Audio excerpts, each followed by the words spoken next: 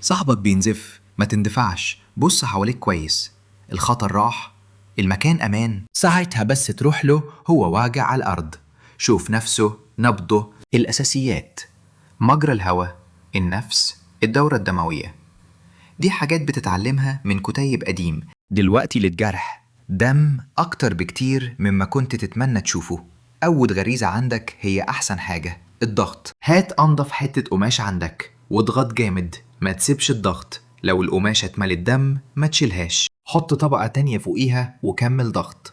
لو في دراع أو رجل والنزيف شرياني بيندفع مع كل نبضة قلب ومش راضي يقف، يبقى محتاج رباط ضاغط. دور على شريحة قماش، حاجة عريضة عرضها ما يقلش عن 5 سنتير، كم قميص مقطوع، بندانة. إياك تستخدم سلك أو رباط جزمة، هتقطع لحد العظم. لفها كم سم فوق الجرح بين الإصابة والقلب. اعمل نص عقدة، حط عصاية أو حتة معدن قوية فوقيها واعمل عقدة كاملة عليها. دلوقتي لف العصاية لحد ما النزيف يقف، مش يقل، يقف خالص. ثبت العصاية في مكانها وبحتة فحم أو بدمه هو. اكتب الوقت على جبينه. كل ثانية الرباط ده موجود فيها بتعرض الطرف للخطر، بس هي يا الطرف يا حياته. النزيف اتسيطر عليه، الأزمة الفورية خلصت، بس الحرب الحقيقية لسه بتبدأ. حرب العدوى. لو في جسم غريب لسه في الجرح، حتة إزاز، سن، سهم مكسور، سيبه مكانه. ممكن يكون سادد النزيف، مهمتك إنك تثبته. حط قماش حواليه، لفه كويس عشان ما يتحركش. دلوقتي نظف المنطقة. استخدم مية تكون غليتها وسيبها تبرد، دي حاجة ما فيهاش كلام. اغلي أي قماش ناوي تستخدمه للغيار كمان. لو ما عندكش مطهرات جاهزة، خلطة من الخل والمية والملح بديل كويس، هتحرقك حرق جهنم. كده تعرف إنها شغالة. اشطف الجرح بالراحة وطلع أي تراب أو رواسب منه. نشفه بالراحة بقطعة قماش معقمة وغطيه. ال 72 ساعة الجايين دول حاسمين. هتفحص الجرح ده كل يوم، بتدور على العلامات.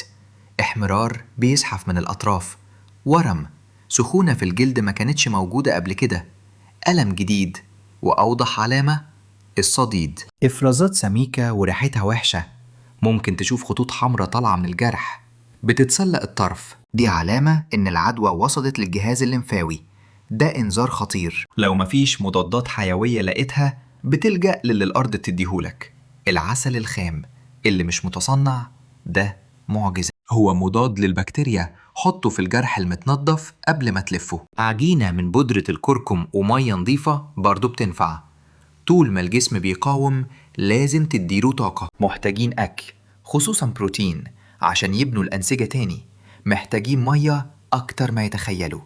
ممكن كمان تعمل ضمادة بتنبهك، بتاخد مجهود بس ممكن تنقذ حياة. دور على جلد حيوان أو أوتار، اغليهم لحد ما يبقوا جيلاتين تقيل. على ده اخلط كركم وهو دافي، افرده على ضمادة نظيفة وحطها. الكركم الأصفر ده بقى حارسك. لو بدأت عدوى بكتيرية تكبر، بيئة الجرح هتبقى قلوية أكتر. الضمادة الصفرة هتبدأ تتغير، هتبقى بني محمر.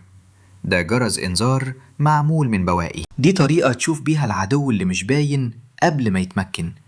في الآخر، علاج جرح زي ده أكتر من مجرد إجراء طبي، دي رسالة إن الحياة تستاهل إنك تحارب عشانها، بالمعرفة، بالضغط، بالعسل وبالمية المغلية. في العالم ده، دي أهم مهارة ممكن تمتلكها.